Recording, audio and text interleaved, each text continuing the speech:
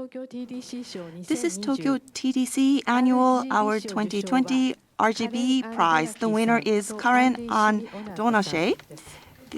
The winner is the RGB Prize is Karen and Donnachie and Andy Simionato. Indigo and Jasper will also join the presentation. Their presentation will be followed by a message from Mr. Tota, Hasegawa, a graphic designer and the judge of Tokyo TDC.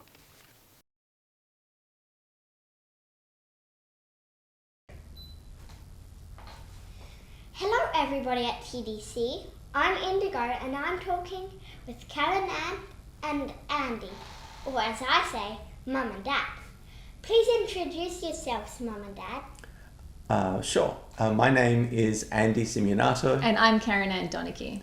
And together we make the Library of Non-Human Books.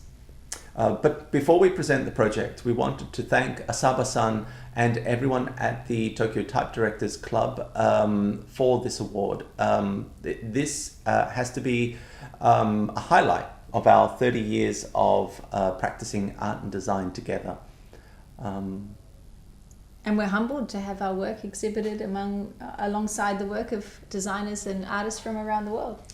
Yes, look, we wish we could all be there together to share these works, and I hope we can be very soon. What did you think when you received the award? What did we think? We were very surprised. We were surprised and happy. And yes, look, it as I said, this is one of the highest, most significant moments of our careers. So with this award, we're hoping that we can continue working with the communities around experimental art publishing. And imagine new futures of the book, which is what the Library of Non-Human Books is all about. Did you have another question? Wait, it's mine. Okay, we can do that again. The Library of Non-Human Books.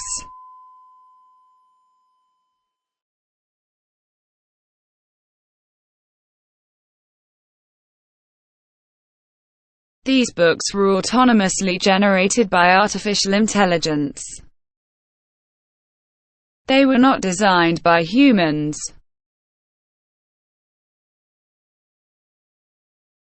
Our custom-coded reading machine can read, interpret, and illuminate any physical book in order to make a new and unique publication. Firstly, our reading machine uses computer vision to identify all words on an open book.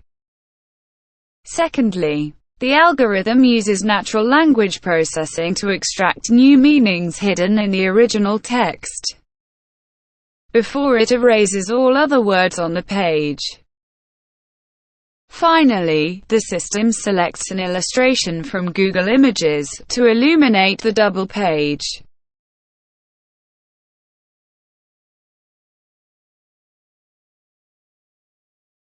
It repeats this process for every page of the book.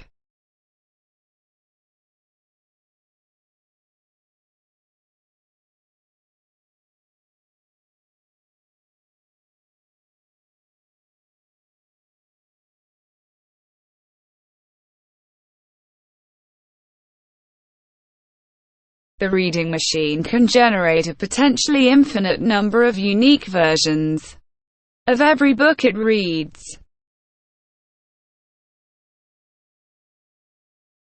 Once the process is complete, the system automatically publishes the new illuminated book and adds it to the Library of Non-Human Books.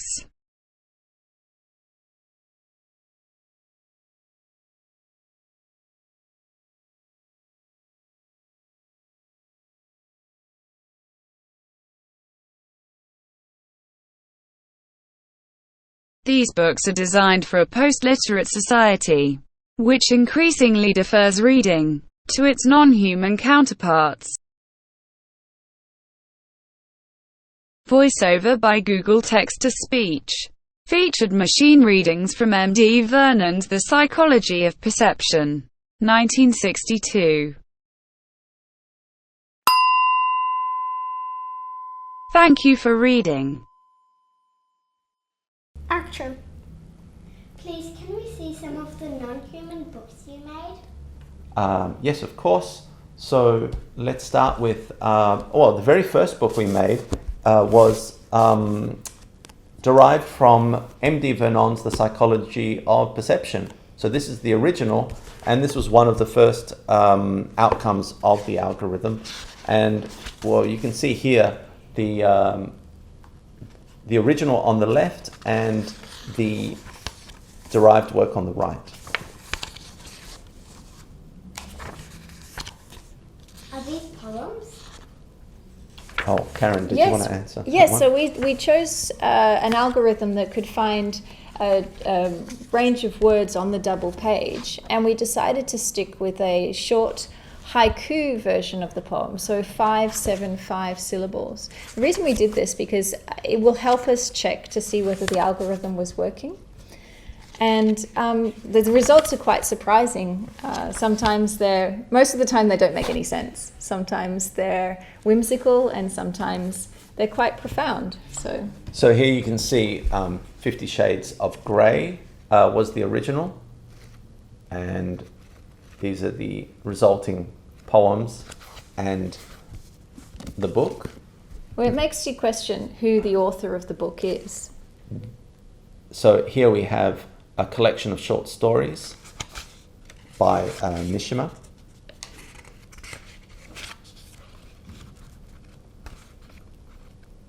Oh, and one of my favorites is this book here. Oh, so perhaps relevant to our discussions at the TDC could be a version of Tichol's The New Typography.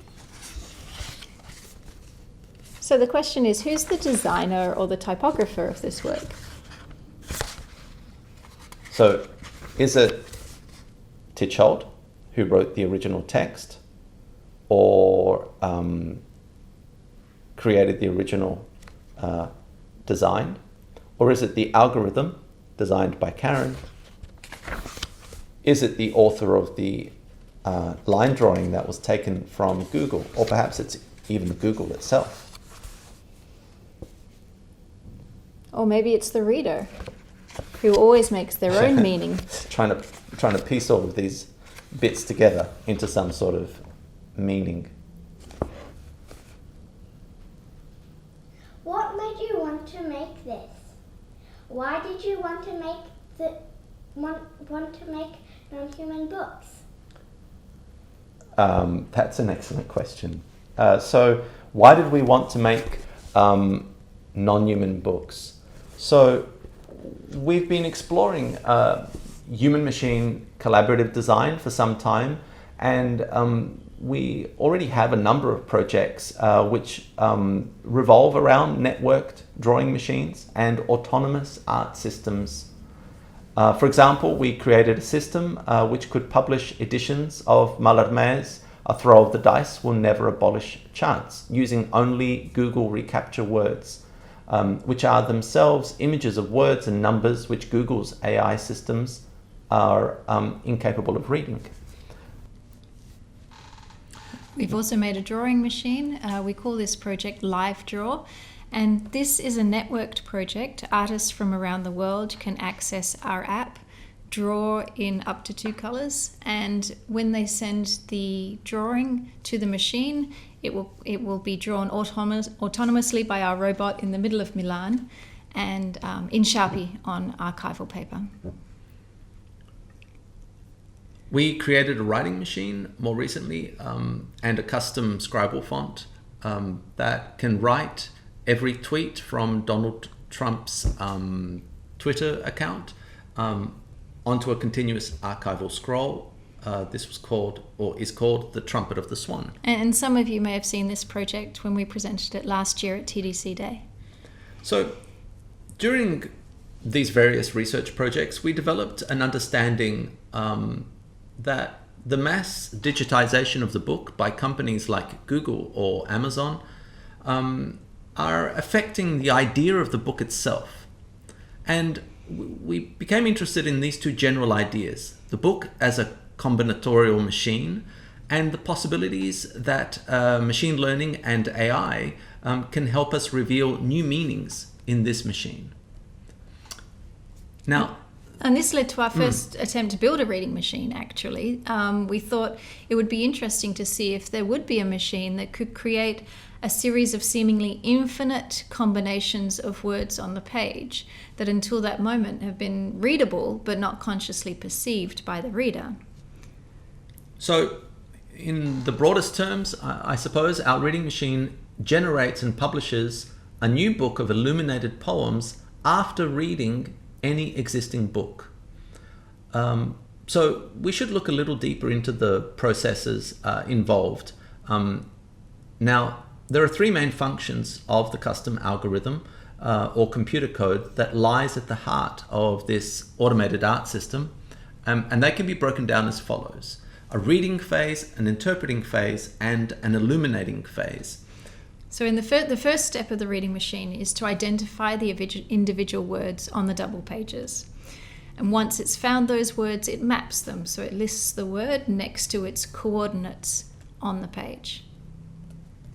And then it discovers a poem. So it finds a poem from that selection of words, and that's done through a chance and choice, and we like to call that programmed uncertainty. It checks the words against their parts of speech and their syllable count and grammar, and they're checked against the English language dictionaries, and then all the other words that are not used in the poem are removed through digital erasure, and that reveals the original texture and colour of the paper. So that's the interpreting phase, yeah. And finally, the final phase of this reading process, which we refer to as illumination, the machine performs a search through the Google image archives in an attempt to illustrate the spread. Now, calling this phase illumination is a way for us to link our algorithmic processes with the medieval practice of book construction from the early print period of Western Europe. So, what have we discovered since making this project? Now, at first glance, the results appear as if these appropriated books are identical to the originals from which they are derived. But upon closer inspection, something is not quite right. Something is amiss. Now, all the graphic elements of the original page space, so all of the original paratextual elements like page numbering, any original illustrations and other parts of the design of the book, including the typography, are identical and remain in their original positions. And yet, the books have been radically transformed in the meanings that these design elements can potentially generate. So our reading machine is operating within the relationships between the original material and on the page. And this introduced new tensions between what is familiar and what is alien. So and this happens, I guess, by mixing also internet culture, such as memes and other drawings uploaded onto Google's image archives, with our existing literature, our pre-digital literature. So, and this creates a kind of uncanny valley. Again, it's programmed uncertainty, and it brings new questions. With each reading of either a double page or the whole book, we can create a seemingly infinite number of illuminated scripts. Each one of them, for us, releases new energies, new meanings, and new questions. So some of these questions that we ask ourselves include: have we created a machine to read the book to come? Or have books always contained this potential to reconfigure or to change shape? Or perhaps, are we witnessing a future of the book? A possible future, yes. So certainly the work contributes to a broader discussion on the increasing human-machine production of cultural matter by AI algorithms and robotics. Yeah, because more and more of what we read is not actually written by humans. And when we write, we do so quite often with the assistance of an algorithm, and that happens through autocomplete or spell check. So, like, what we're asking here is, how will all of this affect our idea of the book to come? In a time where books are being transformed into clouds of words, our project helps them find new bodies, bodies that lie somewhere between the human and the non-human worlds. Say anything else? Yes, we wanted to thank once more Asaba-san and everyone at the Tokyo Type Directors Club for supporting experimental typography. And a special thank you to Takaka Terunuma and everyone at the Ginza Graphic Gallery for your kindness and your patience and your care. Yes, for helping all of this come together today. We look forward to meeting everyone soon. And take care. Bye! Bye. Good job. Okay. Okay, I think that's it. Yes, I think so, but it's going to get too hard otherwise. Let's move to, I've got a class starting very soon. Sorry, I've got to check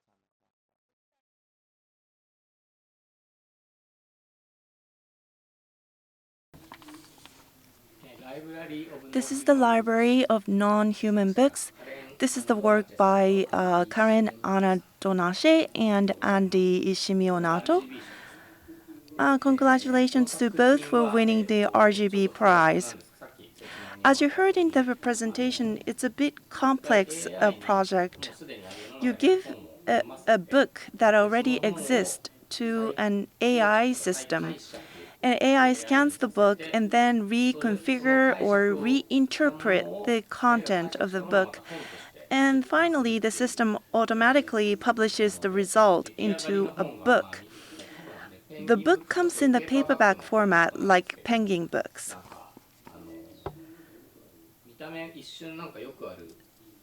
At first, these books appeared to be like the books that you commonly see, like some book series, but when you look closely, you would notice something different about the design of the cover.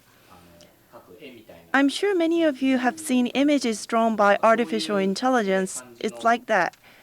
You really don't see anything different about the cover of the book until you take a closer look. When you see it up close, you realize that there's something awkward about the design, and you cannot make sense of it. So when you open the book, you can read the text, characters inside, but the phrases and the sentences seem a bit unnatural or mysterious. Also, the layout of the pages and the illustrations inserted next to the text are quite unique. They arrange and combine different elements in a unique way, not like the way we humans typically design a book. So when you start reading the book, you feel it's a random, disorganized book. As you read on, you suddenly come across something which inspires you or take your breath away. That's what I find interesting about this AI system. I like the book that gave instruction on how to play chess. To conceive this book, the AI first scanned a book which teaches about chess, like the Japanese shogi chess book. So anyway, those chess book probably shows moves by showing the illustration of the chessboard, with each square labeled with a number, and they tell you, for example, like numbers and bishop. So the book created by AI, you see some numbers, some letters, and some images or illustration that the system pulled from Google search. Because this has some association with the number of letters, it almost feels as if they were poems consisting of visual elements. Even if I read them carefully, I couldn't figure out the meanings. So the book is no way close to the kind of books human designs or write. Well, this project gives opportunity for people to think and to realize that they're indeed human beings. And that's what I found intriguing about this project. I believe that the presentation touched upon this question of how much involvement or intervention will humans have in the area of creation or production? This is the kind of questions which we need to keep asking ourselves, particularly because we live in this world where we're always able to use computers, and when you want to find something that you're not familiar with or you don't know, you rely on Google search for inspiration. Computers are already available for us. Whenever I'm developing ideas or trying to create something, I would share the work with computer.